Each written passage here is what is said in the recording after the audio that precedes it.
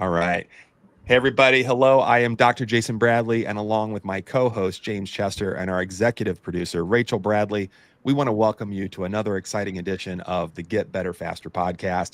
Today, we're joined by Dr. Gabe Roberts, a revolutionary healer who's helping people around the world resolve chronic illnesses, autoimmune conditions, resolve pain, and mystery health problems by addressing their root cause, repressed emotions trapped in the subconscious mind.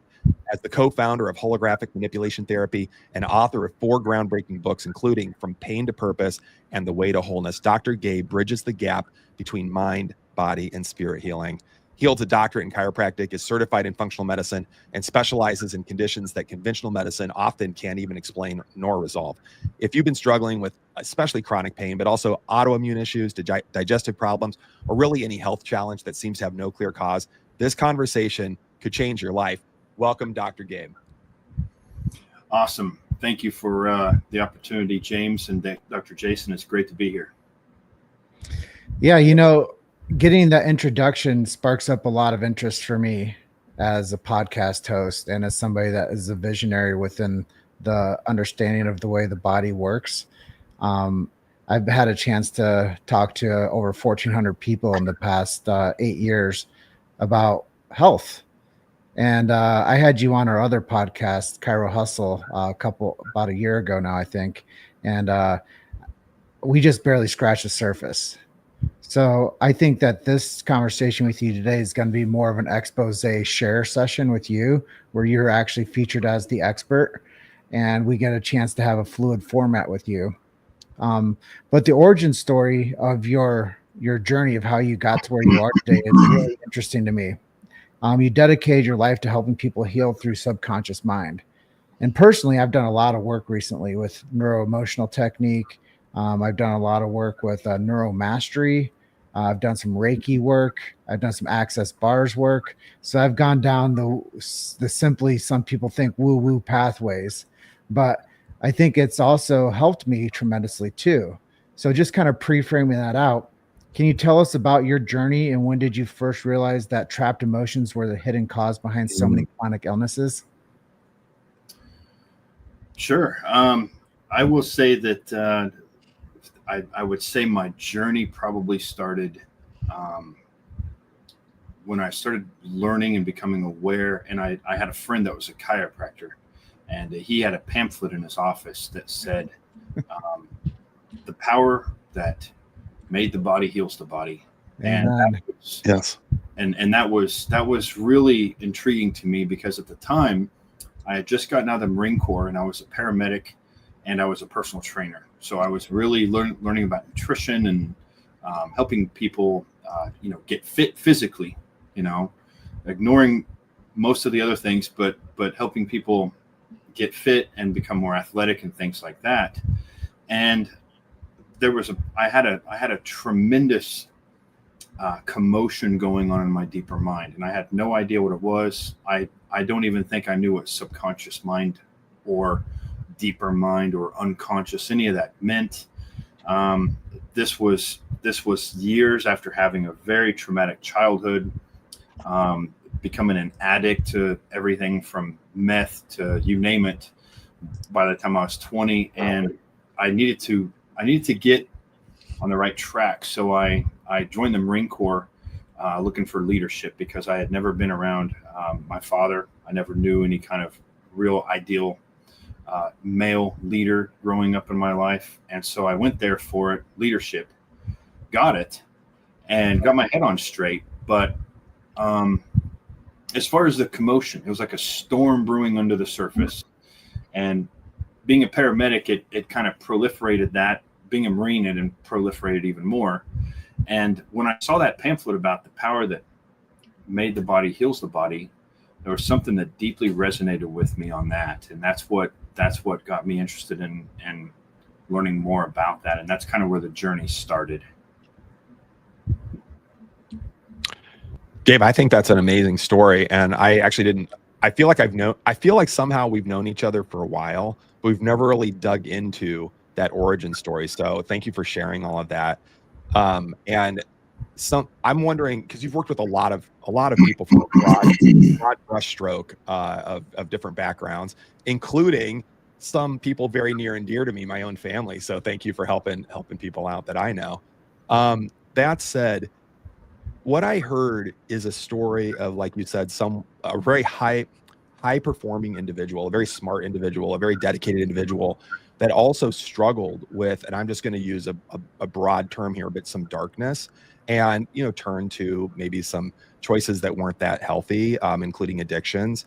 And then thank God you found some structure and found your way out, and you turned that pain into purpose, and now you're helping so many other people. I've noticed with my own practice, certainly you and I, have very different approaches to the way we think about things and do things. However, caveat to that, the longer I do my job, the more I think you're closer to the truth than any of us. But that all said, I've worked with a lot of people as well, and I hear the same story from high performing people, where they're drinking, or they're abusing drugs, or sex, or gambling, or whatever addictive behavior it happens to be, and they're in that darkness. Do you see that with the high performing people, or is this something that is pervasive even beyond that? I tend to see it, like I said, maybe my bias or my lens is different, but I'd love to hear your opinion on that. Oh, it's very common in everyone, but I will say high performers are probably a little more prone to it. I see that in a lot of high profile people that are even celebrities. I see that in high profile doctors. They even have a mark on their face. Also, I'm also trained in being able to look at people, and I can diagnose certain things, especially repressed emotions and trauma, just by what happens on the face, because I'll just kind of keep this simple. We're holographic beings of light. Right? That's what our at the subatomic level, that's what we really are. And if you can imagine consciousness flowing into us, okay, now imagine white light flowing into a prism and being refracted into like a rainbow, right? That's essentially what happens to us. Consciousness flows into us, white light flows into a prism. Now, if that prism has a defect, a scratch, or an area that's warped, bent a bit, or dirty, well, obviously it's going to impact the light coming out of it. And we can see that on people's, and not only their behaviors, their characteristics, their traits, but also on when we look at their face.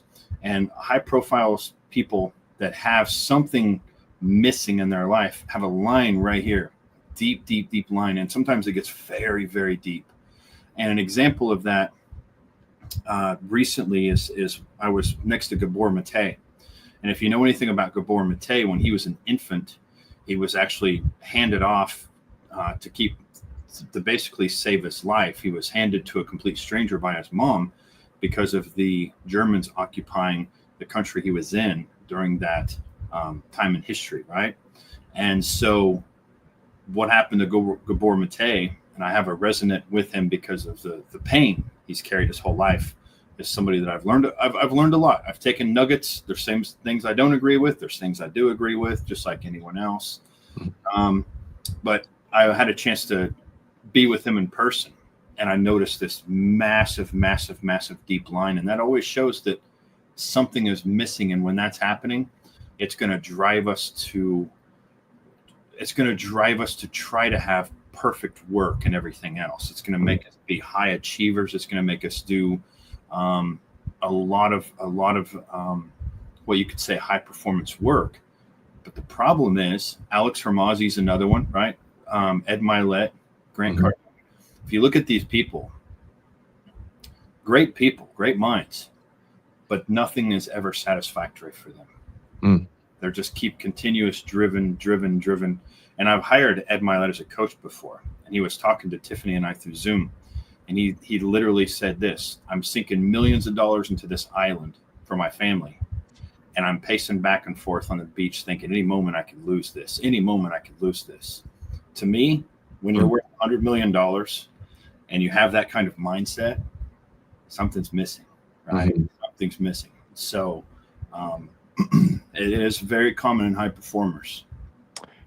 That's super interesting. I don't even know where to start to unpack that, but I want to go back to the thing that really got my wheel spinning. You said consciousness, think of it as a light coming into a prism and it's being refracted. And, there could be a scratch on the prism, and that could, it could obviously with the light that's being refracted out, I don't want to use the word defect. I'm trying to not use that word, but I mean there's an aberration in the way that consciousness is expressed. Here's a good word, not to interrupt you, Jason. No, please do. Injury, not defect, but injury. Okay. So there's, the injury manifests, and there's a disruption in that light, or that outpouring, right, so to speak. I love that visualization. It's very interesting to me. I also have the same visualization. And then I'm going to hand this over to James, because I know he brought this up in our green room meeting that I want to jump into. I have been, and I'm as ordained as anybody that sent $5 to someone online, right? So I don't want to claim to be a theologian or anything like that. But my life has led me to understand that, just like you said, we are all one. Nikolai Tesla, is saying this at the end of his life. We are all one. I think we come this light that, you said in our subatomic expression. I mean, we're all light, right? All these light beings, almost like a fractal of a bigger light, or a hologram of a larger light, or a larger source. I think some people might call that source God.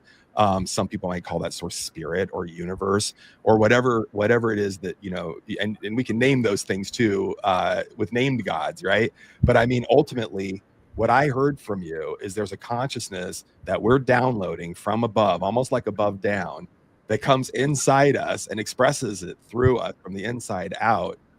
And if there's an injury to that prism, we don't get to express the full potential and beauty of that light. Did I understand that correctly? And is there a spiritual term here as well? It's not just thoughts and emotions. There's something bigger. Did I pick up on that? I think you expressed it beautifully. That's exactly right. There is we're fragments of a bigger light, and that light always flows through us, right?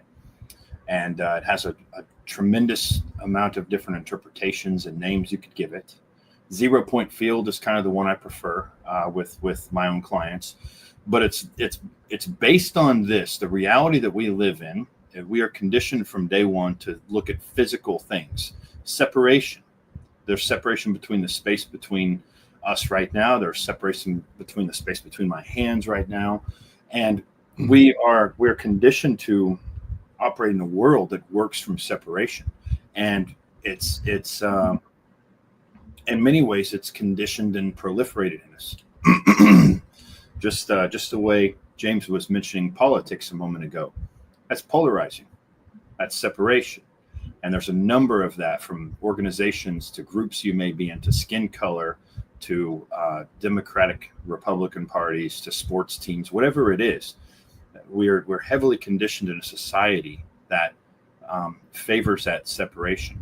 And the more separate we are, the farther we get away from that universal 0 point field. And the reality is, that's an illusion, by the way. It's all an illusion. The reality is that at the most fundamental level, we're all one. We're all combined. If you think about, you see these in metaphors, you see these in nature, you see these in us. Think about this, Dr. Jason, in embryology class. I'm gonna throw some technical stuff out for a moment, but you'll understand.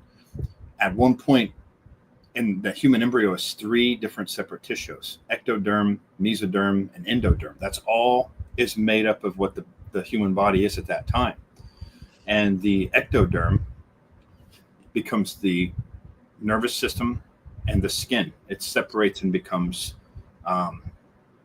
2 separate entities from one piece.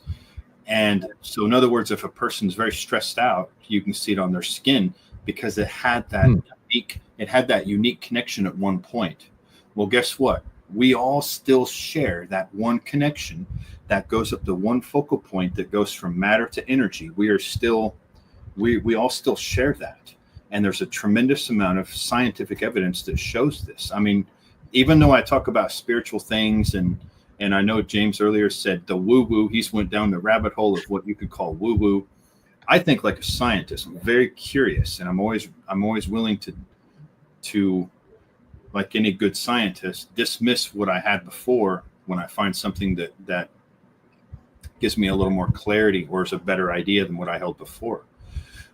In fact, when I talk about evidence of this one that we all originate from, did you know that telepathic abilities is actually 6 times more scientifically verifiable, statistically, 6 times more verifiable than any kind of aspirin doing anything to prevent a heart attack? Now, the effect of an aspirin preventing a heart attack is real enough statistically for Bayer to advertise it on the side of their pill bottles, right? But telepathic is 6 times more verifiable than that. And when we talk about those things, it can be considered woo-woo to the masses. I want to jump in quick. Really, this is the biology of belief. Bruce Lipton's work. And right. That's what it brings me back to. Great mentor. He's a great mentor. Yeah. And as I hear you talking and Dr. Jason interacting with you, talking about this this downline injury of how we actually emanate energy. And I can't help but think of the basics: thoughts, traumas, and toxins. And it really makes me think about how to talk to the common man about this topic, because that's a place I get to play on this team. Is most of people walk around dimmer switches and their lights are dim and they don't know it. They think that they're fully illuminating in this world, and they think that they're refracting their light source as most beautifully as they know how to. But I'm sure, you know, your specialty is helping people with mystery illnesses, autoimmune conditions, chronic fatigue, unexplained pain. I call it the dimmer switch now. You guys called it an injury. But what do you see happening in our society that's creating this epidemic of conditions that conventional medicine can't seem to solve? Well, it's unwise to ever give it one distinct problem, right? It's unwise in any kind of medicine or healing arts or functional medicine to say, okay, this is the actual cause of it, because people are very complex. In my work, what I see most successful is whenever I have people help, and this is what has been verified through various literature, and a man named Dr. Jeffrey Redinger, who's a prophecy mentor of mine, he in fact said that the people that actually heal from all various types of different illnesses, chronic illnesses, even ones that are so aggressive that there's very small percentage of recovery. Something like aggressive pancreatic cancer, for example, right?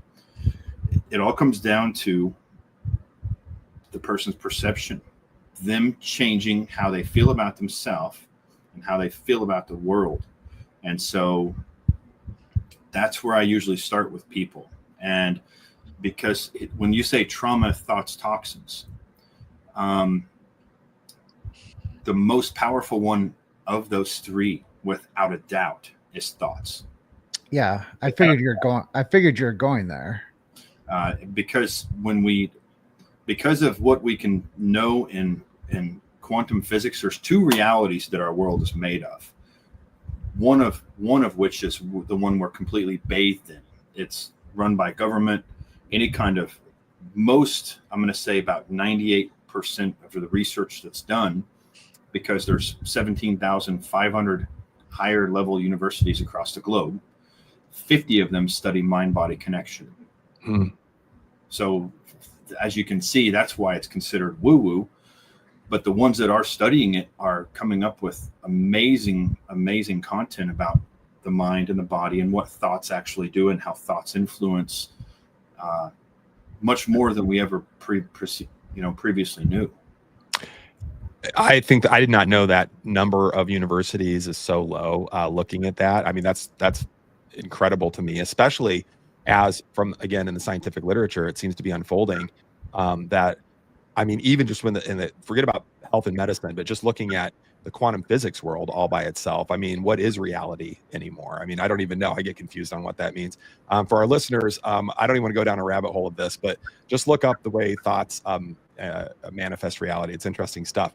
But nonetheless, I want to jump back to the mind-body connection. It's very not well studied, but what is studied, you know, like you said, it's showing more than promise. It's really unfolding our understanding of the mechanisms of the way reality works. But bringing it back a little bit, what is the biggest misconception that people have about how emotions can create physical illness or these illnesses? Where's the disconnect? How can we help fill that in for people? Yeah. Okay, so let's talk about thoughts, and then we'll talk about emotions.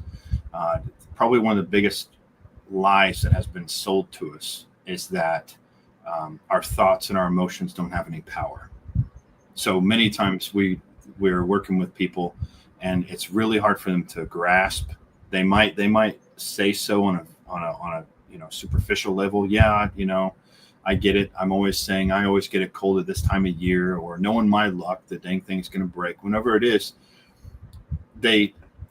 so a big misconception is they don't understand what the power of thoughts have, right? And this has been laid out not only in biblical scriptures, but ancient wise men traditions, things since the birth of humanity. People have known about this power within us that we can influence using our thoughts. Now, when I say thoughts, I don't mean the thoughts we're aware of. I mean the deeper seated feelings that we have deep within us that communicates the language of what the universe understands. So ask, believe, receive. Well, there's many people that ask. They don't really know how to believe. They're in conflict about that, and therefore they don't receive, so they kind of dismiss it, right?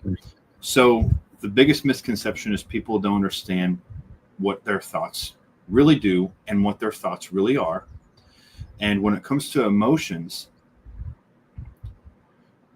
this universal intelligence gave us emotions for a reason, and therefore all emotions are precious. Every one of them have a purpose. Every emotion is precious. Even anger. Anger is meant to be a shield that gives you protection from abuse, from people that are crossing your boundaries, that are people that are treating you poorly. How many times do we have people in our life that treat us poorly, that kind of take advantage of us in a way, and there's a deep-seated thing inside of us that we just can't bring it into ourselves to cut them away. So if all emotions are precious, what happens is between the years of 0 to 5, when we're learning the most we ever learn in our entire life, including conception. At the moment of conception is actually when that's when we learn the most. It's not after birth, it's in the actual womb itself is when we're actually learning the most about life. When we're learning and downloading stuff, we might have no clue at that time what it is, but it's like we're putting a puzzle together, a jigsaw puzzle. And by the time we hit 5, that puzzle is fully complete on who we are, our place in the world. Is life threatening? Is life for me? Is money good? What's love? What is actual love? Is love distant criticism, or is it welcoming? But during that time, and this is global, there's certain emotions that we learn that we aren't able to express in front of our parents, and each one has a varying degree, whether it's stop your crying, or I'll give you something to cry about, or the real common phrase, children are meant to be seen and not heard. There's a tremendous amount of variation in each person, but we all have that to agree. There's certain emotions that we aren't allowed to express, and our brain, through what's called conditioned aversion, learns at this very, very young primal age that certain emotions are not to be expressed. If we do express this emotion, it means that we now have a separation from our parent. Our parent gets upset. Our parent can put us in timeout. Our parent, is even more stressed out if we cry, if we yell, if we get angry. And there's a number of things that our parents can tell us. Good little boys don't get angry. Good little girls don't cry. these little things, and they don't realize that this exquisitely sensitive brain is taking all this in and linking emotions as dangerous. Mm. These emotions are dangerous. And why are they dangerous? Because if I express them, I run the risk of separating from mom and dad. And to a child, 0 to 5, that is a death sentence, right? So they learn that certain emotions are dangerous, and their brain learns that these things are dangerous. And as they grow into adults decades later, events, circumstances, people, situations come into their life that would warrant the necessity of expressing these emotions. And yet what happens is that brain has never forgotten. That brain remembers, well, if I express this emotion, it's bad. So the body will actually suppress that. It'll do anything it can to protect us, but it's a communication that's gone wrong. Okay. To protect us from these dangerous emotions, our body will eventually start creating symptoms, because if there's anger that's starting to come up and your brain says, no, we can't go there, it'll actually create a symptom of heartburn or something else. And now our attention, which is our most valuable currency, goes over here, and the emotion gets kind of swept under the rug. I want to just run with that. I want to share a quick anecdote that we can all psychoanalyze off camera. And then I have a question about emotions and symptoms. When you were chatting about feeling separated from your parents and, learning behaviors and really being, I don't want to use the word program, but program, to a certain extent by everything around us, parents and society and all of it. I instantly, you might've seen me smile. I recalled this, what I think is a humorous story. My parents threw a dinner party, and all the Chamber of Commerce people were there, and it was like a really big deal in their house, and everyone's dressed nice and whatever. But I, being the child, not even seen or heard, I was like, do not go near the adults, stay out of that part of the house, stay up in your room. That's where it was. And I don't know where Dr. Gabe, I don't know where I got this idea. You're going to dive into my subconscious on this. I'm teasing. Those little Easter eggs, those plastic Easter eggs that you can break in half? Yep. Okay, I broke a couple in half, and I don't know where I got this idea, why I did it, no recollection of it, but I walked downstairs and I put those on my chest, and I walked around saying, look at my boobies, look at my boobies, look at my boobies. And everyone thought it was funny except my parents. They were appalled. They were like, it was like the worst thing that anyone on the earth could have ever done to them. And I got pulled into the kitchen and lectured about how bad it was. And I don't even remember what they said, but I remember I was like really traumatized by it. Like, it was really bad. And, to this day, I'm sure this plays into it, when there's a movie or a TV show and people are getting intimate or heavy, I literally do this thing where I cover up my eyes. Like, I don't want to see it. Like, I don't know. So there's a connection there. That's my funny anecdote. We can all psychoanalyze that off camera. All of that said, you talked about emotions and physical symptoms, and I want to talk about a symptom that I have that I think, reading statistics, I think it's 80% of adult Americans are going to experience at least one bout of this every single year, and it's back pain. I have, and I think a lot of people do have back pain. I have low back pain. And I've heard all the way back from whenever Dr. John Sarno, I think his name was, way back when, that was like, your back pain's due to your emotions. And everyone's like, that guy, especially chiropractors, that guy's kooky. It's about the subluxation and this, and whatever. And chiropractors were just pissed off at all get out at Dr. Sarno, saying this emotional connection. The longer I do my job, I said, like I said, whether it's, pain or diabetes or this or that or the other thing, energy, I keep coming back to emotion and those pieces. Can you connect the dots with specifically what emotions go into pain? Is it a common emotion, or is it complex? What are you seeing with pain? And then what are we going to do about it? Okay. So each person is as unique as their own fingerprint when it comes to these things. I will say one of the most common emotions that create pain are feelings of guilt. Guilt, okay, just like fear, never sits idle with the brain. What I mean by that, it does not sit still. If a person has fear, if a person has guilt, the brain takes forward action, usually and not so good. So anytime a person has fear, the brain has already taken a forward action, even if they're just sitting there. Guilt, the same way. Guilt usually means, okay, I've done something wrong and I need some kind of punishment for that. The brain will, take that and move it forward as pain. But here's the thing. I pay money and read the newest literatures, the script, the journals that come out on pain. And what I'm learning about pain is completely different than anything that most doctors are understanding. First off, when a person has chronic pain of any kind, here's the thing. We have to agree, get better faster, right? We have to agree on one thing. The body only knows how to heal. Can we move forward with that agreement in place? Yes. The body only knows how to heal, right? So if we look at something like a chronic symptom, and this is where detective work comes in, because whenever I sit down with clients, I tell them this. I say, you're theoried out. You've went all the different routes that have theories behind them. This theory, this theory. We take anti-inflammatories. If we do this, we do this. And I say, we theoried out. We have to work on the cold hard facts, because this knowledge, applied knowledge, is what's going to set you free.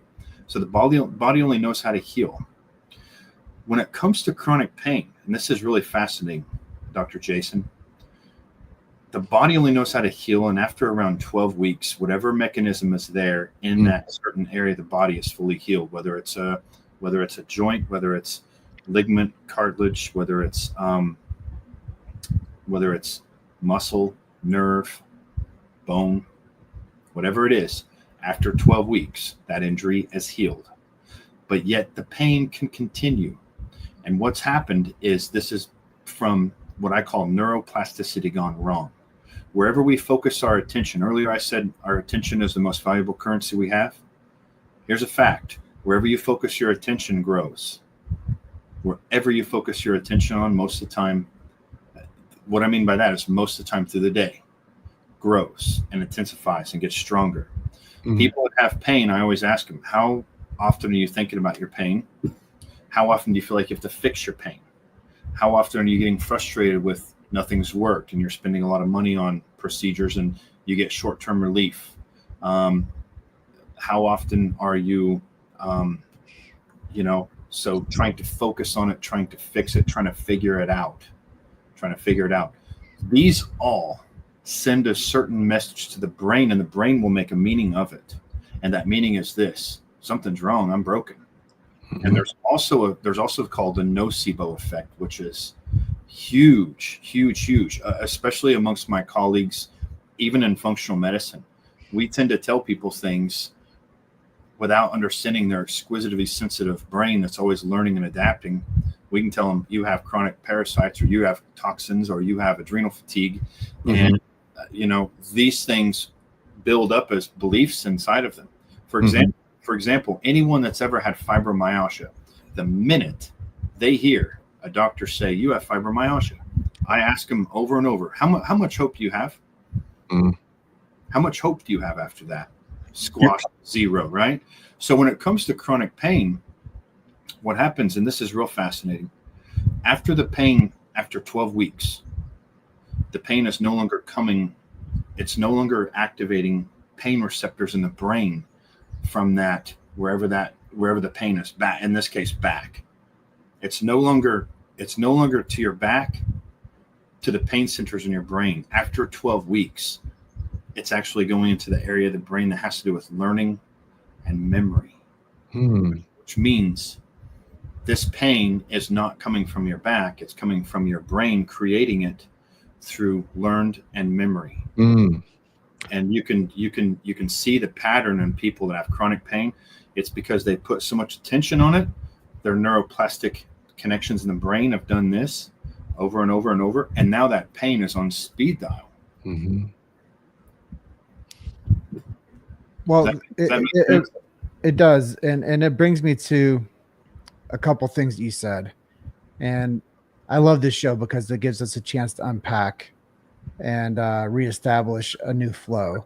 And one of the things that I wanted to kind of reestablish is it's facts, not feelings.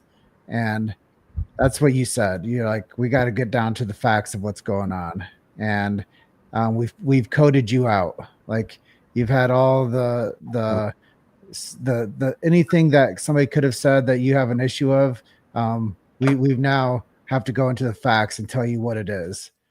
And my last statement here before Jason jumps in is the emotional state and nervous system regulation hinge on how much thoughts and trauma are in our subconscious priming, and what sits back and runs the show when we're just this human body running around doing things. There's a lot going on in the machine or in the person that we have zero understanding of. Like, why do we have a shadow? Well, shit, I don't know. It's the way the sun shines on us and we look down, there's a shadow of ourselves. You know, why does the sun come up the way it does? Why does it set the way that it does? Why do we get storms sometimes? Well, it's just weather. But I think that we have these types of patterns inside of our bodies too. Because just because you have back pain doesn't mean it's going to be back pain like every day. Like in 3 to 4 days, like you said, a 12-week cycle, it clears up and you go back to physical fitness again. But it doesn't mean that that issue is resolved. Yeah. No, you're totally right on that. And I think just to kind of jump back to what Dr. Gabe was saying, and I said that the longer I do my job, whatever that job is these days, the longer I do that, the more I realize that it is subconscious patterning. And I always call it the false narrative that we're telling ourselves all the time, that programming. So I'm leery. This is me. I'm going to use not big words here, but just words to catch all again. I see people coming in with an identity. It could be a diagnosis, but it's really an identity. And I'm going to use a bad word that's going to piss a lot of people off, but it's kind of a victim identity. It really is like, I'm a victim, and they've been labeled. Someone with authority with a white coat, said, look at what you have. You have fibromyalgia. And I always ask people, like, y'all know what that means, right? It means that fibro, my fibers, and myo, my muscles, algia hurt. You've got, like, it's this big name that means I'll edit myself, my flipping muscles and joints hurt, and if I poke on your muscles and joints, yeah, they hurt. And now you have fibromyalgia. It's a named disease, and look how bad it is. And anyway, go down that road. People start to identify with it. It's a ridiculous diagnosis, everybody. No, I mean, here's the thing, Jason, you're right. In fact, I even have literature from Ivan Ilitich, 1979, said that the diagnosis that doctors give people are detrimental. And I see that. Yeah. I see that all the time, because it's here's the thing. If a person has a very degree of symptoms and they're looking for an answer, and a doctor says, I figured that out, you have this, the relief that they have that finally they have an answer is short-lived. Yeah. Okay. And just to kind of hit on what James was talking about, if you have an injury, and even more, this is more fascinating. Sometimes, like your low back pain you were talking about, Dr. Jason, did you ever injure it? Have you ever injured your back? Probably 12 too many times. You know what I mean? I push my body. So where it hurts, you've actually had an injury, like sports injury or something like that. Yeah. In that spot. Okay. It is a myth that old injuries still hurt, by the way. Okay. Yeah. That's a definite myth. We oftentimes say it's scar tissue or something else, but it is, in fact, pain that the brain learned to keep on. Now, if you were asking, because this is what you were asking a moment ago, and I want to give our listeners a chance to kind of maybe apply this themselves to get real answers. Okay. You asked, well, what emotional component could be there? And I said each one's their own unique individual. I said it's as unique as your own fingerprint. So if there was an emotional component, the only person that would know that is you. But the only way you're going to know that is to understand you have two minds. You have one that's a rational, lying brain, and that's where we come up with the stories and things that make sense to us, but actually have no truth in what actually is going on. Okay. A woman comes to me and she says, get this. She says, I'm afraid my husband's going to leave me. Every time we go to the store, I see a pretty woman, and I just go on guard, like my husband's going to, ditch me and go for this woman. And I go, do you have any evidence to back this up, or is this just something you know inside of you is out of control that is wrong? She goes, no, my husband doesn't even notice the woman. This woman doesn't even look our direction, and yet I'm on guard. Okay, that's what she thinks her husband's going to leave her.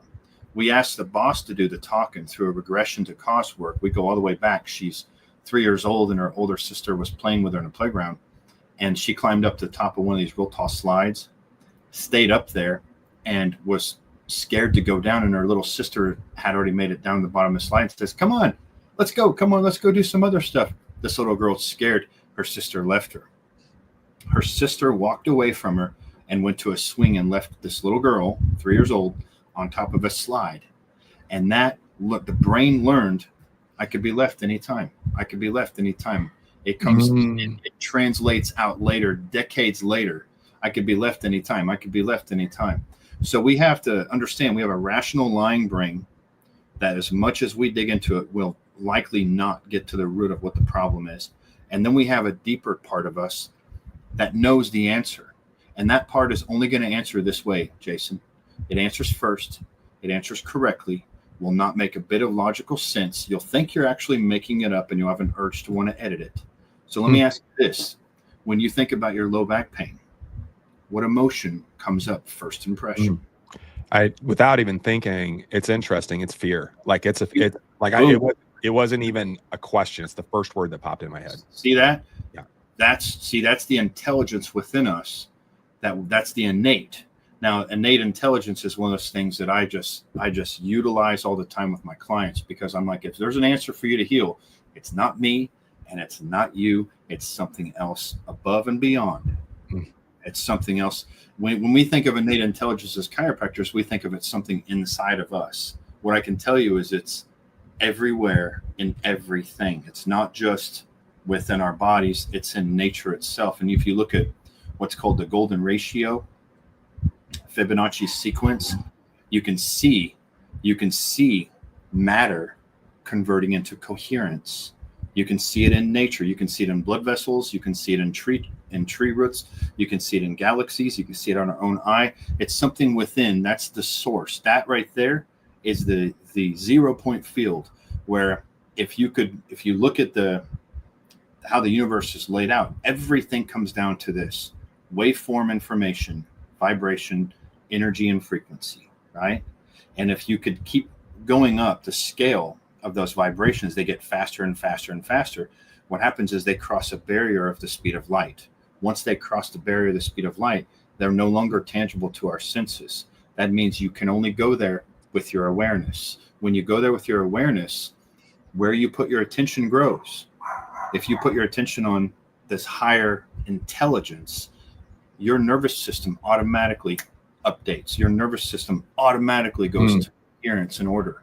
It automatically goes into order. We don't have to do anything. It does it all in itself. The problem is we're putting our attention on the wrong things. Well, I think this is very helpful for people listening, just because, number one, pain, chronic conditions, I've been told over the years it's called issues in the tissues. Like, there's something going on inside of there, and it's a little bit deeper. And it's not just we're going to correct the osseous adjustment and we're going to remove the interference in the nervous system, allow the body to go back to homeostasis. There's a lot of high level stuff you guys are talking about when it comes to like repression of emotion, learned behavior at a young age, how we become socially engaged and primed to think that our symptoms are our futures and that's what our life is going to be. But I wanted to get a bit more granular with you. One of the things that I know that you've really have helped a lot of people with is your holographic manipulation therapy. I think it's time for us to jump in onto that topic. It sounds revolutionary. How does this approach differ from traditional therapy or even other mind-body healing modalities? Okay, great question. The things that we'll say this, the things that we accumulate as we start our journey on earth between conception and how the adults we are today, right? We pick up and accumulate and learn a lot of things. And these things, like we're naming off conditioned aversions and diagnoses and everything else you could, the illusion of separation, these things cloud our ability to put our awareness on this 0 point field. This is what I tell the clients. The answer is there. The answer is there because as that frequency increases and it becomes a straight line, everything in our known universe originates from it. Now, with our big brains and with our valuable currency of awareness, we can put our awareness on that, and we actually combine with a higher consciousness. We actually link up to a higher consciousness. Holographic manipulation therapy is a way to go in and clear out all the static, the bugs, the white noise, the things that keep us from putting our attention where we want to go. Think of it this way. If I lit a candle, if I could completely darken out where I'm at in this room that you're visualizing, this room, my background, if I could just blacken it out, turn everything off, just put a huge cover over the window, and it's completely dark, and I lit a candle in here, we'll say this pin is a candle, and I had a sign on the wall, and I asked you, hey, Dr. James, read the sign. You'd say, I can't. And the reason why you would probably think is there's not enough light. That's not the truth. The truth is the light is dispersed everywhere just unevenly in different places. Now, if I could take this same candlelight and confine it to a beam and put it right on the sign, you'd read it with ease. So think of the difference between like a lamp and a laser. What holographic manipulation therapy does is it allows people's awareness to go from candlelight to laser so they can focus on this 0 point field, so they can put their attention where it needs to go. And then this valuable, creative, loving intelligence that created the universe can step in and do its job. But it's stressful life events, childhood traumas, nocebos like we're talking about, diagnoses, seeing too many doctors. When a person has a whole list of doctors, their brain is in a state of something's wrong with me. I'll never heal. I'll be like this forever. And all of that clouds their ability to put their attention where it needs to go. Mm-hmm. I have to jump in again. I think of it kind of, if I paint a picture how you did the dark room with the light and the candle, I look at it from a fish tank scenario. And everybody's had a fish tank at some time in their life, I think. And if you don't clean the fish tank, what happens? It gets gunky water, and there's stuff that starts Finding Nemo in the end of that, the aquarium. Yeah, in the aquarium, like it gets gunk on the walls, on the glass, and the fish don't really know. Maybe they do, but you as the observer can say, damn, that's a dirty ass fish tank. I should probably clean that. But here's the thing is when you sometimes clean up that environment, guess what? Sometimes the fish die. They don't always thrive in that new environment. So have you seen cases where you get people to that point of like cleaning up their subconscious and you start helping them get through their symptoms of what they believe is them, their fibromyalgia, whatever it might be, and they don't do so hot. Like they're like, damn, now I have this new awareness. My lights are on. I can see again. Like, have you had moments where you're like, you get somebody through this rehab stage of this holographic manipulation therapy, and they're like, oh boy, there's no more dirty fish tank. The room's made up. My house is in order. What's next, boss? Like, that's a huge reality. Well, here's the thing. One of the things that we have to realize with people, in fact, I've had a number of guests on my podcast recently, and one of the reoccurring questions that I always post for them is this: how do you know when someone's ready to actually heal? How do you know when someone's actually ready to let that? Because here's what happens when they do heal. Well, what you're describing is two different scenarios that I call the difference between pain and suffering. Pain is, we can relate it to what's called Plato's allegory of the cave. If you've never looked at that, I encourage you to look that image up. Allegory of the Cave by Plato. And what you'll notice is a big scene where there are slaves chained to a wall deep down in a cave, and they have only known this their whole life. They grew up in a cave, confined, and I've heard of this. They're chained to a wall. So this is exactly where we're going, James. Bear with me for a moment. They're chained to a wall. They're convinced that this is real. Behind this wall are cloaked figures that have objects that they do this with, they hold up, and there's a fire in the background that casts shadows on the wall. These people chained to the wall that only knew this are convinced these shadows are real. Okay, they're convinced that's all there is. Now imagine a slave breaking free of that chain, climbing out of the wall. I'm climbing up the wall, noticing the cloaked figures holding these silhouettes up, noticing the fire, noticing the shadows, further climbing out of the cave, making it out, and suddenly seeing sunlight with his eyes the first time. A tree, a glistening lake in the background, birds flying. What happens for every person that would go through this scenario is there's a moment of suffering.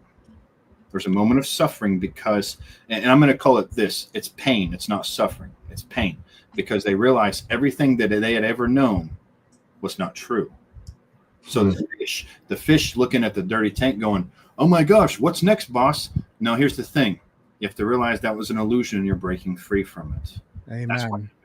But now imagine that's what I was hoping we were going to get to. Imagine that slave now that broke free.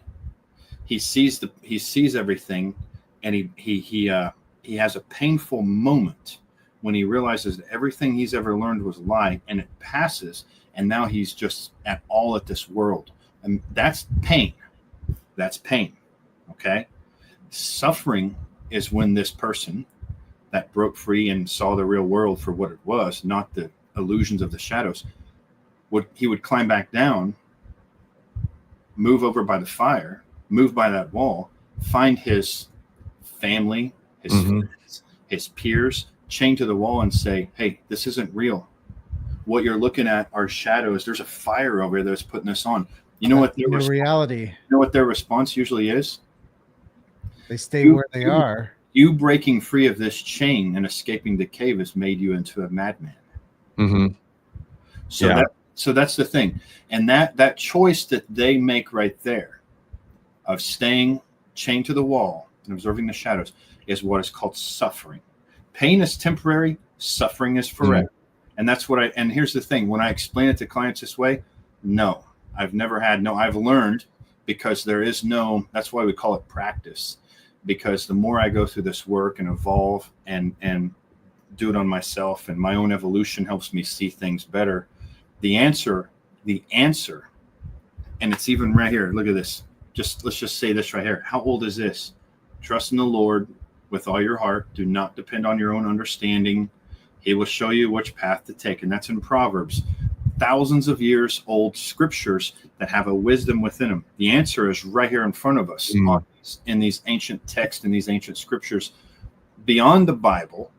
And what it is whenever a person learns how to put their awareness on something other than their problems, their life only changes to get better.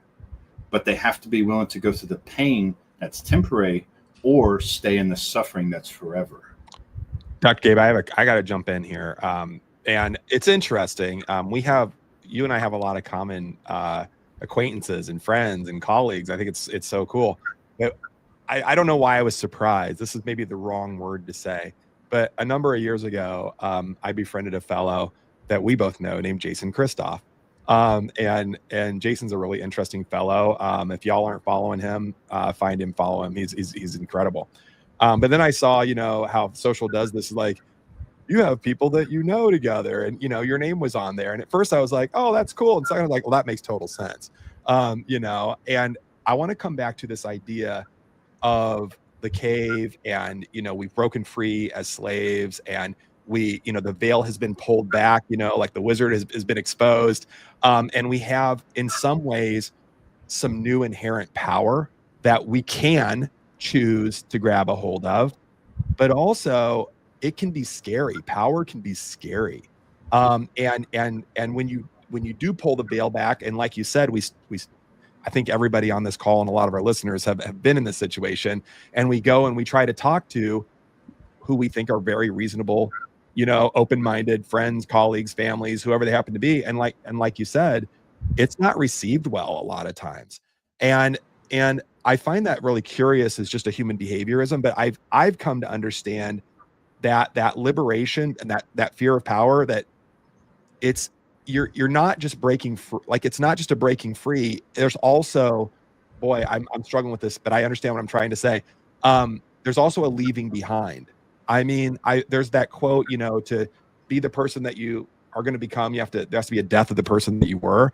And I think that death of the person that we were, I mean, if we're moving on and we're not bringing our friends and families and colleagues with us, I mean, where's our tribe? Where's our, anyway. Yeah, James, go ahead. Help me fill in what I'm trying to say. I want to group tackle this with you. And I'm going to come hit it from a different angle, because I think what you did is teed it up the right way, and I'm just going to come clean it up. Thank you. It needed cleaned up. So thank you. I look at it as addiction, because Dr. Gabe opened up his origin story with addiction. By the way, guys, I'm going on 7 years sober of alcohol. Let's go. So when people go through this phase, they have to create a new reality for themselves. And this is the exit velocity at the 0 point that you're talking about. Once you get somebody to that 0 point of reality, now you can hit this exit velocity of a new reality. Some people want to go back and believe that the cave is the only place to live because that's what made sense to them. But when you fight for freedom of recovery and you get out of it, now you have this new reality that we're discussing right now. And I think that that's the most beautiful part about this conversation today, is how do we get people better faster, the anchor of the show. And I believe that we have to go into the subconscious. We have to go into the symptomatology. We have to go into what happens when we actually get you into a recovery phase, because that's where the new reality starts for so many people. And I think this is what Dr. Jason was edging towards, is when you go through and you walk through and you realize that we are fractals of light, and we start illuminating at a different frequency, people start to see us different. We start to see ourselves different. And then the world becomes a new thing for us to go discover again. And I think that that's one of the most profound things about what we're talking about today, is we get a chance to foster people into a new reality with the work that you're doing, Dr. Gabe. Yeah. I think to kind of talk about what Dr. Jason was mentioning here, I started with Jason Christoff years back. I don't follow the group anymore, because here's the thing: the most valuable thing you have is your attention, where you put your attention. Yes. If people want to get better faster, the first thing they have to do is be aware of where they're putting their attention, where they're putting their focus. Because one thing I can guarantee you, without a doubt, if a person has a symptom or a pain or an ache and they focus on it, it's guaranteed to grow. Mm-hmm. It's guaranteed to grow. It's guaranteed to become part of their life after a while. And it's not that there's a biomechanical or tissue damage thing going on. It's that they're giving it attention. Their brain is growing. Mm. Whatever you put attention on grows. Thoughts are real things that affect other things. That's what thoughts are. I don't know if you're familiar with Cleve Baxter. Ever heard of Cleve Baxter? Mm-mm. Oh. He was the FBI's most trusted polygraph analyst at one point in the United States, and he ran a school where he taught high-end government workers, special forces, things like that, the art and science of lie detection. Cleve Baxter had a school where he taught FBI and special forces lie detection. Guess what he did? He actually had a lie detection machine, a polygraph, and he stayed up really late one night. And when you have these moments, this is whenever you can actually be a little more aware. When your conscious mind kind of checks out and you actually can tap into that intelligence a little bit more, you're going to what I would call a trance a little easier. That's what happened to Cleve Baxter. And one day he decides, hey, I'm going to hook this Dracaenium plant up to this polygraph test. He hooks the leaves up to a polygraph machine, a lie detector test, and goes, I want to see if I can get it to read a needle. I want to see if I can get this machine to show a response the plant has. He dunks the leaves in hot coffee, nothing happens. And then he goes, I know. If I'm doing this to a human subject, I have to threaten their life. I'm going to burn one of the leaves. The minute he got burning the leaf in his mind, the needle jumped. And it flabbergasted him so much that he reproduced a number of studies that obviously, though, when you're talking about these kind of things, 17,500 universities versus 50 universities, nobody wanted to fund it. They ostracized him, all those different things. But he used the scientific method to demonstrate just thinking about burning a leaf of a plant made the machine jump. He actually did all kinds of other similar tests to that. That's why I told you earlier, thought is the most powerful one. And where you put your awareness is where attention grows. So I had to stop following Jason Christoff a while back because it's like every meme is making you think about something that's less than ideal, less than healthy, about something that can potentially put the brain in danger. Well, I think that's an interesting perspective for sure. And I've heard that perspective from a few people. That said, I do have a question for you, though, because what we put our attention on, what we put our intention and attention on is really, what we manifest or what becomes, whether it's about us or our reality and et cetera. But I wanted to jump back. It seems like to myself, and I won't speak for others, and this is one of the reasons I try to stay off of television, news. I just don't buy into. I used to buy into it, and I used to be really involved with it, and I don't know, somewhere between an activist and a crazy person sometimes, and it would drive me crazy. I even wrote for a political magazine called The Rebuttal. I was deeply, deeply entrenched in this, and now I see it as nothing but like the latest fear, the latest fear, the latest fear, the latest fear, and division and division and division. And it's exactly what we're talking about is a fear state. It's a division state that I feel also having, I don't share this with everybody, but I also have a master's degree from the Adler School of Journalism at the University of Iowa, the second best school of journalism in the country, right after Columbia. Let's go. But I have a master's degree in media framing. So when I watch this stuff, I'm very clear with everybody listening, the media is framed specifically to keep you in fear and divided. Anyone saying anything other than that is either oblivious or don't want to believe themselves, or they're part of the machine. But I'm telling you, as a graduate, a master's degree graduate that's taught at universities and taught media framing, we're being fed specifically a narrative, and that narrative is fear and division. So Dr. Gabe, I want to come back to what we put our attention on dictates a lot of this, right? It can change our emotions, right? And then that can manifest. Can you talk to this specific piece? And also, if I'm right, why would people in power want to keep us in fear and divided? Before you get into this, I just want to give a quick applause to Jason. Like, such an honor to work with this man. Such the accolades of a journalist, a healer, a doctor, and such a bright man to be able to do what we're doing together on this path together. So I just want to say thank you, Jason, for clearing the air and letting people know your pedigree and why you're positioned to do what we're doing today with Dr. Gabe Roberts and having him on as our expert speaker on the Get Better Faster podcast, because giving that clarity moment gives people the understanding of why we're doing this project. This isn't just because we want attention. This isn't just because we want to have the number one podcast in the world when it comes to what we're doing. No, it becomes because there are truths out there that people don't have access to, that nobody else is going to go out there and produce. But because of the way that we link up, we can put people on and give subject matter experts like yourself the runway to say, this is the answers. These are the things that people need to hear. And that's why our show is going to become so massively successful, because we are giving people a looking glass that they've never had before. Yeah, you guys are doing fantastic. Back to you, Gabe. You guys are rocking it out.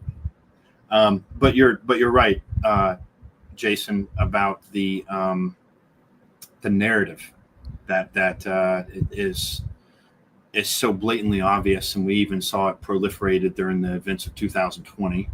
Okay, more separation, more and more separation. I think literally, I want to say not just the division and separation, but like literally a physical separation. Stay in your house. Don't see anybody. Be separate from. Don't visit your old folks in the old folks centers. Yeah. So, Don't go see funerals. Don't go see births. If your own family is sick, put them in a room separate from you too. Like, it was insane. I couldn't go over to people's houses for Thanksgiving. It was ridiculous. So here's the thing, even amongst families, and I definitely saw that in my own clients. I saw that the illusion taking hold of people's lives, and that's really what this all is. Here's the good news, it's an illusion. Mm-hmm. And even what Jason Christoff gets off of being part of the tribe, which is, our deepest, most primal brain. Here's what we have to realize: if we're looking at our reptile brain, our paleocortex, it is very much group based. Okay, it's very much, if we stay in the crowd, if we follow along, we survive. And there's been a number of studies. There's studies that show the paleocortex is sensitized to people of authority, the people in white coats. Okay, there's a part of your brain that's sensitized to comply with authority. But here's the thing: when we're looking at the brain, the primal brain of how it responds, we're not going back far enough. What I mean by that is, if you're thinking, well, I got to be part of the tribe, you're operating from a reptile brain standpoint. No, let me ask you this: what if you could put your awareness, because this is a gift we all have. It's a gift we all have. If you could put your awareness on tapping into that very, very 0 point field where all frequencies originate from, do you know what the side effect of that is? The side effect of doing that, the side effect that I bring every one of my clients to, and I even did it in a group the other day on our class Monday afternoon with our psychosomatic university students. I guided them to do it. They all felt it.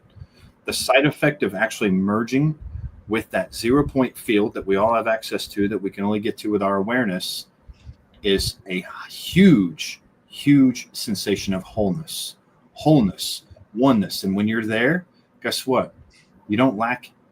You don't have any loneliness.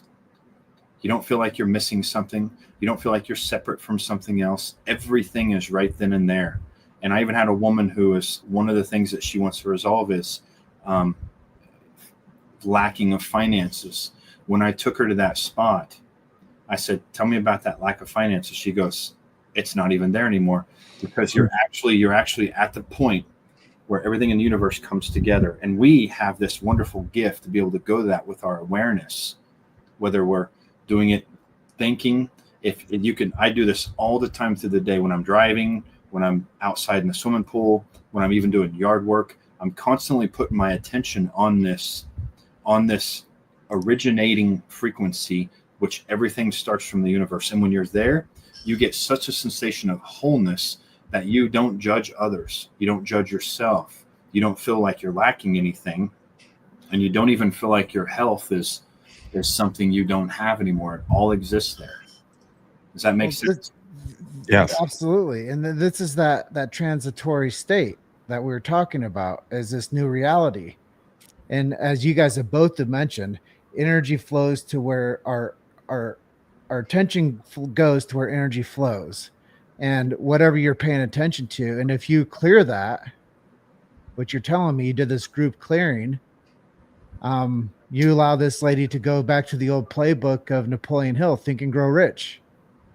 And now I have that in my notes to bring up. I'm literally, I just wrote down the words "Think and Grow Rich," Napoleon Hill. So that's hilarious. Yeah. Listen, great minds think alike. We just witnessed it here. This is brilliant. Right, and it's not. And here's the thing: it's not just grow rich too. It's grow rich in experience, because like I said, we talked about this.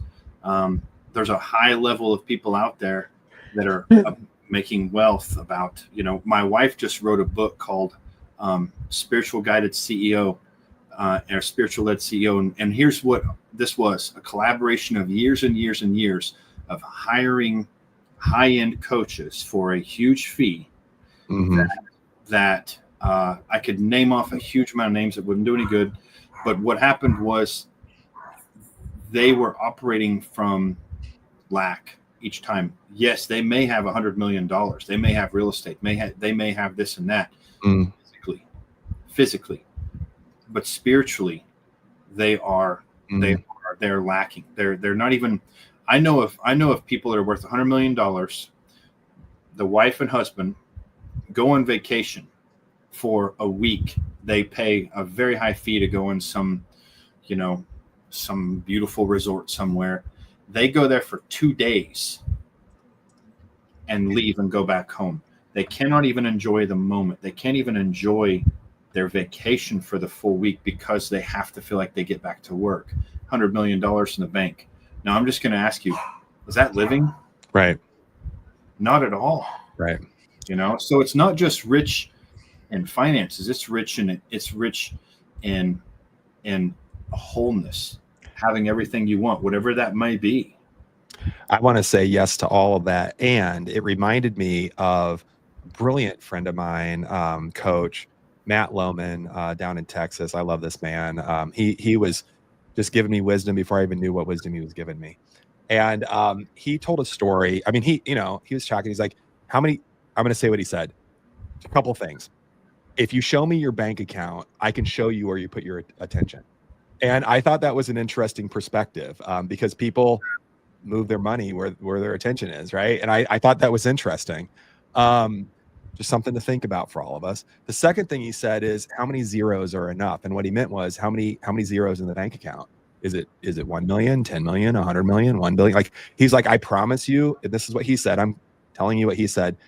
As someone who had chased money, there's never enough zeros. There's always someone that's earning more than you want to earn more. And he's like, and it's the game that you're playing, and it's never enough. It's never enough, and it's a house of cards. So Matt challenged me. I have a big line right here every time. Yeah. Matt challenged me. He's like, he told a story of a friend of his that had made a bunch of money, and sold his business, and like had more money than you could ever spend in a lifetime for him and his kids and his kids and his kids, But the guy devolved into addiction and really almost like a recluse. And like after he did all of this, it's almost like he lost his purpose. So Matt really started thinking about purpose and intention at this point. And he's like, we need a purpose that's outside of the identity that you tell yourself that you are. So I'm like, so he said to me, like, what's your purpose? And I'm like, I don't know. I'm a good dad. I'm a good doctor. He's like, no, that's bullshit. Like, that's just shit that you do. He's like, what's the purpose? And it took me a long time, Gabe, to finally come up with words that make sense, that are like, my purpose is in all of my actions and interactions to leave the world a happier, healthier, and better place. I mean, I can do that no matter what the heck I'm doing or who I am or how I identify. And that driving purpose has like elevated at least my grace to myself and and let go of those zeros in the bank accounts and chasing whatever it happens to be that we're chasing. But when you were telling that story about being rudderless and spiritually defunct or separate, like separate from God, universe, all of it, it can feel very yucky, and I think that Matt was saying the same thing. Jim, sorry, go ahead, James. Yeah. It's called input asphasia. Whether it's information, whether it's emotion, whether it's money. When we get too much of it, we become consumed by it, and we become distanced from it. And back to what Gabe was saying earlier. Anything you're attached to, you'll lose. Yes. Yes. And you can even see it in zealots when it becomes too inflamed with religion, too inflamed with politics, too inflamed with anything if you become too inflamed with education. If I came on here and I only used big words and people couldn't understand what I was talking about, they would tune out. But for certain. But that's the point I wanted to make next, is people will only say the words that they want to use. And there's 3 levels of this. This is for you, Dr. Gabe, because I know this is going to speak right to your work. There's things they will say, there's things they won't say, and there's things that they'll never say. And you can see that in their physiology, like you're saying, the line on the face. And you can see it, Dr. Jason, from the messages in their bank accounts. You can see it in the behaviors in their personal relationships. There's things people will say that they won't say, and things that they'll never say. And that goes right to the core of how you get people to get better faster with your work, Dr. Gabe. And there's this quote that I really used to love, and I never used it in any show before, but don't walk through my clean mind with your dirty feet. And I think that that's a big thing about the messaging that Dr. Jason was talking about with the programming. We all have these really beautiful, clean minds, but over time with titration of message, it creates this dirty fragment within our subconscious. And that starts to take this control and gives us mission and message that isn't ours. It's not ours. We would never take that stuff, but it's because of the outside effect of what becomes. That's the injury. It's the messaging that becomes the injury inside of the subconscious of people of why they become primed. They need your help, Dr. Gabe. It becomes an injury if it's not serving them. Amen. So if it's not serving them, and you know, it's not, if they're not happy with the results in their life and their happiness and their health and their material wealth, because I will say this, even though I'm talking about having everything, it is important to be able to take care of yourself financially. Very important, right? You know, there's nothing wrong with that. And that's our birthright. And here's the thing, when you can actually connect with that 0 point field, you feel such a degree of wholeness. And the beautiful thing about that is that's when you have the most impact on all matter below it, including your body, life, your relationships, everything. But when you're at that wholeness, when you're at that degree of wholeness, you're not trying to fit in the tribe. You're not trying to please others. You're not trying to say things that will make you look good to others. And that's when you were talking about the three things, the second and the third are because people, it's not because they're being authentic. It's because they're afraid. It's because they're afraid of how other people are going to view them. But you can also tell when somebody's so on fire for their own truth, they'll show up into the room. And just like Dr. Jason and Rachel, when we go to events, all eyes are on us, man. People know that some rays of light just showed up, and they know that the real deal has arrived. And there's also a difference when you can see when people's house is in order with their emotional state, their physical state, their financial state. When they show up, the room turns to them. So I think what you're doing with your work is critical, because you can turn these people into that type of an individual that demonstrates those behaviors, that when they show up to places, their old patterns are broke. Oh yeah. And they get to show up as that real powerful person that we're all born to be. A birthright, like you said. Getting them back to their original self, basically. Here's what's really cool. You know the mark I'm talking about on the face? Here's what's really fascinating. When that trauma or that emotional dissatisfaction is fully resolved, the mark actually goes away. Oh, wow. Amen. You can see it in the forehead too. Yeah. This right here, I'll just share this with you. This right here, and these all have a purpose. This right here, this is a line that is known as a hanging blade. When you look at someone, like if you don't mind, lift up your hat just a little bit so I can see right here between your eyebrows. Okay. So yeah, both of you, I can tell. You see how smooth this is right here between your eyebrows? Both of you have had good experiences with authority growing up in some way. And what that's done is it allowed you to do very well in the corporate world. Is that true or not true? That's interesting, Gabe. I've never been asked that question. Right. I've always felt, I'm going to answer transparently. I've always felt and maybe been told that I have an authority complex because I fight the system. But if I just remove that and I think back, I didn't have it in my immediate tribe, my family. But what I did have is I gravitated toward a lot of, whether it be our family doctor, whether it be our pastor, person Yeah, but I spent a lot of time with these people in authority and learned so much from them. And I'm sure that's what we're speaking to right now. I've just never That really, is, I've yeah. never thought And about it see, before. now, if you look at mine, you can see obviously it's not smooth like yours. I have this line right here, and this line shows that I did not have good experiences with authority growing up. I never knew my dad. Mm-hmm. You know, my mom's a whole different story, right? Mm-hmm. But this is just one of those imprints. This thing was so deep, it looked like you could take a knife, and it looked like it had never seen the light of day. Mm-hmm. And as a result of realizing this and working on that, it's difficult to see in the light, but if I turn this way, you can see it's quite superficial. And that acts like a block. People that have a line down, no, I have one in the little bit more left, but you'll see these on people when they have a line down the center of their forehead right here. That means that they have expressed anger in a way where as a child they expressed anger, and the repercussion came back so much that they sunk it down and they said, okay, I'm not going to express that anymore. And it becomes what's called a hanging blade. And as they go through life, that thing will get deeper and deeper, and it will stick in their foot, and they'll stop forward progress. You'll see people want to manifest, and they say, I want to create this, and I want to create this business, and they get all the right training, they do all the right stuff, and just they can't launch, and they'll have this huge thing here. And I can tell you, when I resolved that, everything opened up for me in new ways. That's go ahead. Going off the subject here, but we're talking about that prism and the injuries and things like that happen, and we can see that plain as day on the face. There's even certain smiles you can see on certain people that you can always tell there's potentially cancer proliferating because of a huge amount of repressed emotions.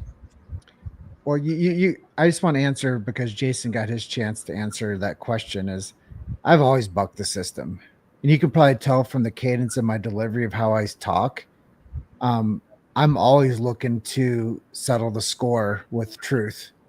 That's a definitive answer to you is I have huge abandonment issues. My pops left when I was 5.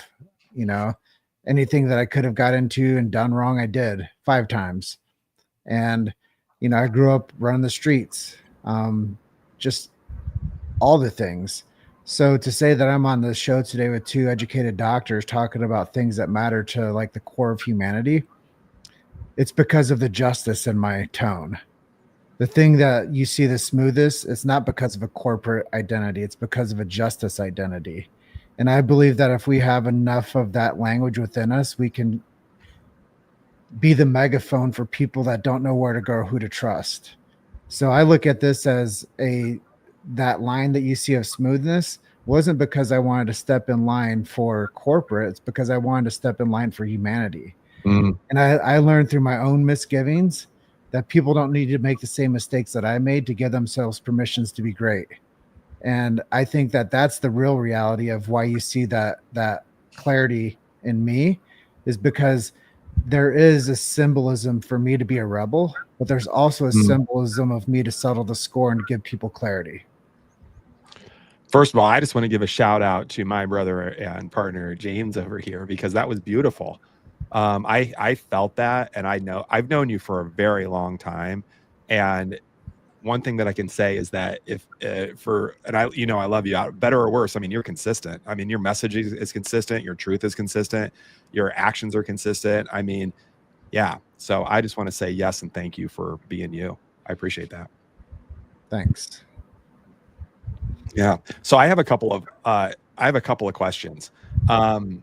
Well, I have one big question. I got to go back a number of minutes in our conversation, because Dr. Gabe, you used you talked about something that we have not talked about, and you mentioned psychosomatic university. So I just want to go back to that. We kind of glanced over very quickly. Can you just tell us, what is psychosomatic university? It's a university my wife and I founded, okay, especially her. But it is where we teach all manner of doctors the things that they aren't learning in their conventional training. And this is all manner of doctors, functional medicine doctors. We have a number of functional medicine doctors, chiropractors. We even have an attorney as a student. We just had a psychologist sign up as a student, and basically we equip them to become super healers by understanding the mind, the concepts behind it, how to resolve childhood trauma. The problem is there's trauma has become such a catchphrase in our society today. It's thrown around very loosely and oftentimes very carelessly. And many times, I hate to say this, but I hear professionals that talk about it and they really don't understand the depth of what they're talking about. It's just one of those things that needs to get addressed. So our university basically teaches them the most powerful methods for resolving trauma and understanding this mind, body, spirit connection. And essentially, here's the thing that's beautiful about this. James was asking earlier, is there ever a moment you can have somebody get worse? No. Connecting a person to their universal intelligence, to God, to divinity, to source, to oneness, to wholeness. See, I don't even like the word health anymore. I like the word wholeness. When we show a person how to connect, we can't do it for them. We can only show them things in the way. And James was asking about it. I'm sorry, Jason was asking about his back pain. I said, well, first impression, what comes up? Oh, I don't even have to think about it. It comes right. That's the real answer. Now your rational brain might kick in and say, well, it couldn't be that. I'm not afraid of nothing. But the truth is something that is outside of your awareness, right? So we teach professionals how to become super healers by guiding their clients, their patients, to connect to this source on a much better way. And the results are absolutely amazing. Again, because there's 17,500 universities, only 50 of them study the mind, body, and we're one of those 50. So I've mentioned before that I've been to medical conferences, like standard, regular family practice type stuff, or whatever, ology type stuff. Fill in the ology that you want. And I've been in these in presentations, discussions where this kind of stuff sort of comes up, and I'll let you know, behind, like, in those rooms, doctors are very uncomfortable. What I mean, in those settings, not in your setting, but at these other settings, and they say things like, "That's not my job. and I'm going to say what they say. I'm a real doctor." Those emotional things and thoughts and narratives, all that crap that's the psychologist. Like, that's not real science. I do this other stuff. And I just want to say that there's a huge disconnect, even with, I mean, like you said, functional medicine doctors, the doctors of root causes, where we're still, a lot of times focusing on chemistry, focusing on, whatever. And we need all that stuff too. But, I've said it like 15 times on this call today. The longer I do my job, yes, we need all that stuff, but if you don't have that nervous system regulation, if you haven't gone through that depth of understanding yourself, your wounds, and doing the work to, break through the illusion and all that. I mean, we can do all the other healing modalities in the world, and you might get a little better temporarily here and there, but it just doesn't seem to stick. So I think the work that you're doing is just so darn important. And again, for our practitioner listeners, or you said a lawyer too, so I don't know if you'd be a practitioner. People that are interested, it's psychosomaticuniversity.com. Is that right? Yeah. Yeah, real easy. Psychosomaticuniversity.com. You can go there, learn more about Dr. Gabe, Dr. Tiffany's programs, taking a look at that. But I think I'm even saying, like, legitimately, I have 3 doctorate degrees. I'm just, I'm board certified in like 72 areas. I'm teasing. I don't know what it is. It's a few. Doesn't matter. I've never once in any of those trainings, other than in like the parts of functional medicine that sort of talked about this stuff, they don't really dive deeply. It's not like, no matter what you're doing, do this. This needs to be addressed. It's almost like, and I make a joke that any doctor could be an alternative medicine doctor and like a natural medicine doctor if they just tell people to, like, eat real food and meditate for 20 minutes a day and tell them nothing else. And that's the depth of, like, how now you're the cool hippie doctor doing the woo-woo stuff because you're saying that, but it's so much deeper than that. Like you said, when we start saying like talk about your traumas, it's so much deeper. It affects our physiology, and from the doctors that work in that physiological presentation, they're missing that connection. What can we do to help doctors get to your university and learn what they need to learn? I really mean that. What can we do? Well, first we have to have an understanding that what you're describing here could be summarized just by this: we separate the mind from the body. We do that in the Western world, and I noticed that I'm certified through Functional Medicine University. Yeah. I've went to many different functional medicine conferences, and you're right. If they are going to talk about mind body stuff, it's going to be very superficial, very vague, and give advice on trauma that it sometimes is even more devastating. I went to a conference last year with 1,700 functional medicine doctors around the world to hear a trauma speaker. And what I heard was I'll just say this, absolutely disgraceful. Okay.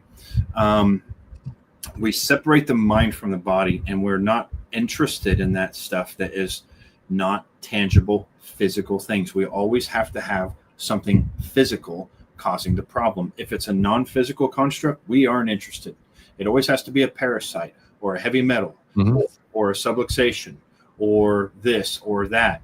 And one reason it's so difficult for doctors to wrap their head around this is because, and I've had Vessel Vanderkop. I actually talked with him on Zoom at one point. I said, why is this a problem? And he says that doctors they have to pass board exams. Just like me, I have to get my board through like a chiropractic, right? We have to have simple problems and simple solutions for us to get boarded and recognized. Outside of that, the minute you start talking about trauma, you start talking about generational trauma, you start talking about stressful life events, things like that, it goes outside of their awareness. And here's what I noticed. Doctors, they will hint at this stuff, but doctors are afraid of many times to look at their own stuff. They're afraid of doing the shadow work. When a person comes into our university, one of the first things I tell them is, look, you want to have a success in your practice in your own life. The first thing we want to do is start helping you clear out your own stuff, because it's only going to improve your life in all ways. Nobody feels worse when they start clearing out their baggage and they start clearing out those injuries, those scrapes, those bruises, those warps in their prism. They only start feeling better, and it's reflected in the clientele they start working with. Okay. One of the things that I always tell people is, if you're wanting to help someone heal, you're only going to help them to the degree that you've healed yourself. I just want to jump in on a couple of things, and yes to all of that. I mean, there's an old quote, I don't know who it's by, but physician heal thyself, right? I mean, it's very important. And I think we forget about those things. But I also just want to speak to how deeply ingrained what we're talking about is. I want to go back to the 1600s, to Rene Descartes, and it's called the Cartesian dualism, where the mind, what Dr. Gabe talking about, Descartes said the mind and the body are separate. There's a distinct separation between the mind and the body. We weren't even talking about spirit at the time. Now we talk about mind, body, spirit that are probably all connected. But that was in the 1600s. We are literally 400 years later. And let me say this, Descartes didn't come out of a vacuum. I mean, he's just the guy that spoke what it was being talked about, So, it didn't come out of a vacuum. So who knows how long before that it was being discussed. But nonetheless, for 400 years, every doctor everywhere that's bought into Western medicine, which is basically the whole flipping world, has been told for 400 freaking years that the mind and the body are separate. Think about what we're up against. That's why there's only 50 out of 17,500 schools even talking about this. It's because of some Yahoo back in the 1600s that everyone's like, that guy's real smart, but I'm not one that says the science is settled. I'm one that says that science is always questioning and pushing forward. Right. So I just wanted to bring that up, that what Dr. Gabe is doing for our listeners, this is taking on, 400 or 500 years plus, of misunderstanding, intentional or unintentional. But I just wanted to again say thanks to you for taking that on, because that's a big monster to wrestle. It really is. It is a big monster, and there's a lot of things that there's a lot of reasons why that this paradigm is shifting slow. Remember what I talked about with telepathic? I said six times greater than the effect of an aspirin preventing a heart attack. Just think about the implications for just a moment. If everyone started realizing that they themselves can go to oneness where everything exists, and they can suddenly tap into this and we've all done it without knowing it. Have you ever thought of somebody and they called you? Yeah. Text you, right? We've all done it. The experiments are there. Ever been stared at? Had the sensation of being stared at? What's up with that? I love whenever I ask doctors that and they go, I couldn't tell you. I can tell you your brain actually sends scalar waves out, and you have a toroid field around your body that can detect through your proprioceptive nervous system sensations, not consciously, unconsciously, and you can sense somebody staring at you through that energetic connection. Yep. So I have a friend specifically I'm thinking of right now that at different times in his life has been in the military, Marines as well, and then after that did some private operations in different companies, so to speak, as a whatever those people do, and he said that the general public would be surprised that their high level operation, just to say what his job is. He said that his main skill set is that he can infiltrate otherwise impenetrable areas and disappear bad guys that can't be disappeared easily otherwise. I mean, it's a high skill set, but they used remote viewing. This is where I wanted to go. And you've been in the military and you know this. What the general public doesn't know is that at the highest end, on the highest operation, our U.S. military uses telepathy. Right. And here's the thing. So think about this. One reason they don't want this paradigm, and you know this, Dr. Jason, doctors have big egos. What? They have big egos.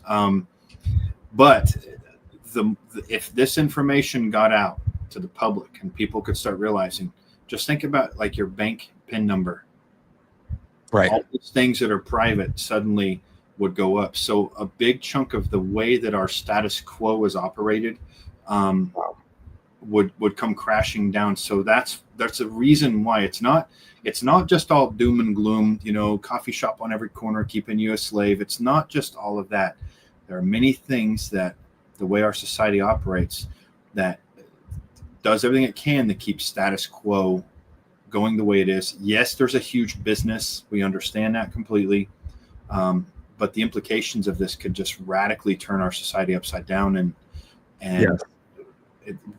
We're not quite ready for that yet. I want to hand it over to James, but it reminded me of that very famous Jack Nicholson quote, I think from A Few Good Men, which is, you want answers, you want the truth, you can't handle the truth. That was my best impersonation. That was horrible, but I think we've all heard that. And I think that you get goosebumps in that. Right? But when you think about it, that's what we're saying, right? I mean, like there's a reality out there that we're not really prepared for as a society, is what I'm hearing. James, I'm going to pass it over to you, man. Yeah, I'm going to wrap this thing up. It's called tall poppy syndrome. It's when an educator or a doctor grows too tall, they cut their heads off. And that's when you bring new ideas to society. And that's what happens when the educated mind develops and creates a new paradigm, is they shut you up. And that's the problem in this modern education and medical arena, is because the people that are actually getting people better faster don't have a platform to speak on, because they're not bought and sold in big box medicine. And they're definitely not banging the drum for cut it out, drug it out, burn it out, pharma shit. So we're talking about topics that are outside of the normal resonance. And to go back to you, Dr. Gabe, you're challenging the social and educational justice for the future of mind and body connection. It's like reading a new book. You don't get new information till you turn the page. And that's what we're doing with this conversation with you today. We're turning the page and creating a new chapter of how people can see the future of mind-body connection. And that's why what you and your wife are doing with that university is so vital to people learning education. It reminds me of what Jordan Peterson's doing with his online academy and making it damn near free. because the truth will set you free, but you have to know where to go find it. In a world full of so much information, we need guides to give us the pathway on where to go get what we need quicker, because that's exactly what this conversation did today. It gave people the guides to give people information to get to quicker. At this juncture, I do have to ask you, is there anything we didn't ask you today that you wanted to share with our audience?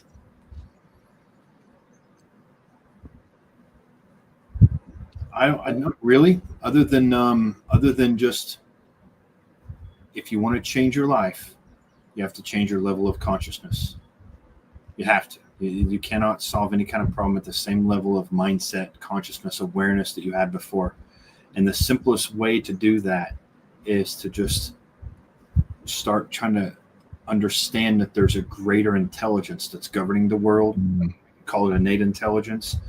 But because you are blessed with consciousness, and consciousness just means awareness, where you place your awareness, it's going to grow. If you can start putting attention on this higher level intelligent form, and this thing, if I asked you to do that right now, not with your senses, but with your awareness, just place your attention on innate intelligence. That's a divine, creative, loving intelligence of wholeness, of pure wholeness.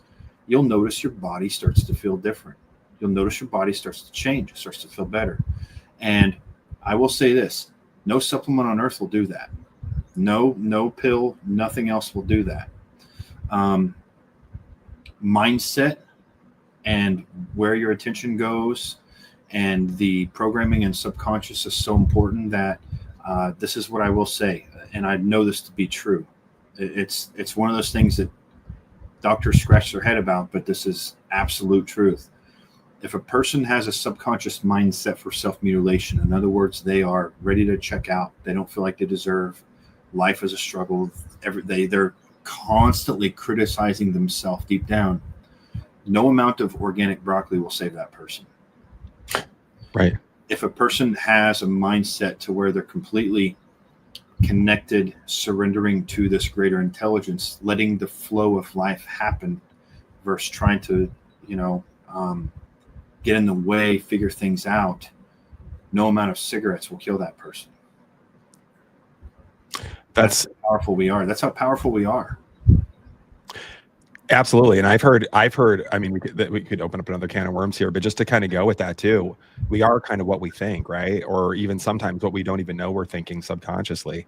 And those seeds that are planted, I mean, it's just amazing to be able to go into someone's subconscious and help to root that out and understand it more.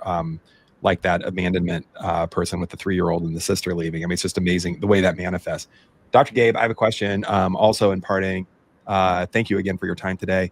If our listeners wanted to connect with you, either for private consultation, private services, or your group programs, what would be the best place for them to connect with you? How can they do that? The subconscioushealer.com is a great website that they can look at some of the things we offer, reach out to us, elevate your field at pm.me is our email address.